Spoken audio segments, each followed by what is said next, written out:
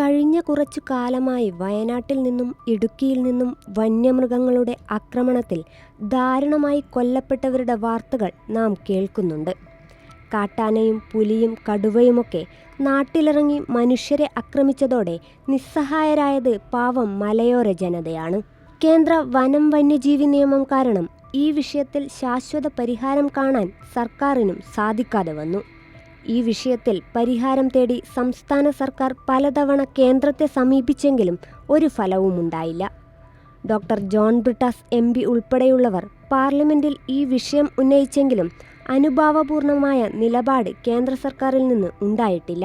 ഇപ്പോഴിതാ മലയോര ജനതയെ ചേർത്ത് പിടിക്കുന്ന സുപ്രധാന ബില്ലിന് അംഗീകാരം നൽകിയിരിക്കുകയാണ് പിണറായി മന്ത്രിസഭ. ജനവാസ മേഖലയിൽ ഇറങ്ങുന്ന ഏതെങ്കിലും വന്യമൃഗം ഒരാളെ ആക്രമിച്ചു പരിക്കേൽപ്പിച്ചാൽ ഉടൻ തന്നെ ആ വന്യമൃഗത്തെ കൊല്ലാൻ ഉത്തരവിടാൻ ചീഫ് വൈൽഡ് ലൈഫ് വാർഡന് അധികാരം നൽകുന്നതിനുള്ള കരട് ബില്ലിനാണ് മന്ത്രിസഭ അംഗീകാരം നൽകിയിരിക്കുന്നത്.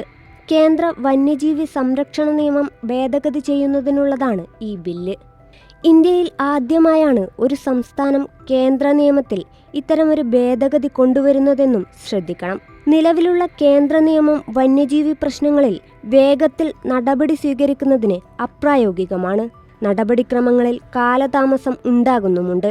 അതുകൊണ്ട് തന്നെ ഇവ ഒഴിവാക്കി അടിയന്തര നടപടി സാധ്യമാക്കുന്ന വ്യവസ്ഥകൾ ബില്ലിലുണ്ട്. പട്ടിക 2 വന്യമൃഗത്തെ ക്ഷുദ്രജീവിയായി പ്രഖ്യാപിക്കാൻ സംസ്ഥാനത്ത് അധികാരം നൽകുന്ന വ്യവസ്ഥയും ബില്ലിലുണ്ട്. ക്ഷുദ്രജീവിയായി പ്രഖ്യാപിച്ചാൽ ആ വന്യമൃഗത്തെ ആർക്കും ഏതു വിധേനയും കൊല്ലാൻ കഴിയും. കൃഷിനാശവും വളർത്തുമൃഗങ്ങളെ വേട്ടയാടുന്നതിനും പുറമെ കടുവയും പുലിയുമൊക്കെ നാട്ടിലിറങ്ങി മനുഷ്യരെ ആക്രമിക്കുന്ന സംഭവങ്ങൾ വർദ്ധിച്ചതോടെ മലയോര ജനത വല്ലാത്ത ഭീതിയിലായിരുന്നു. 1972 ഇന്ദിരാഗാന്ധി സർക്കാർ കൊണ്ടുവന്ന വനം വന്യജീവി സംരക്ഷണ നിയമം പിന്നീട് ഭേദഗതികളിലൂടെ വാജ്പേയി സർക്കാർ ശക്തിപ്പെടുത്തി. മലയോര ജനതയുടെ വികാരം കണക്കിലെടുത്ത് അവരുടെ ജനപ്രതിനിധികളായിരുന്നിട്ടും ഈ നിയമത്തിൽ ഭേദഗതി ആവശ്യപ്പെടാൻ രാഹുൽ ഗാന്ധിയോ പ്രിയങ്ക ഗാന്ധിയോ ഇതുവരെ തയ്യാറായിട്ടില്ല. ഈ ഘട്ടത്തിലാണ് മലയോര ജനതയെ ചേർത്ത് പിടിക്കുന്ന ബില്ലുമായി സംസ്ഥാന സർക്കാർ രംഗത്തെത്തിയിരിക്കുന്നത്.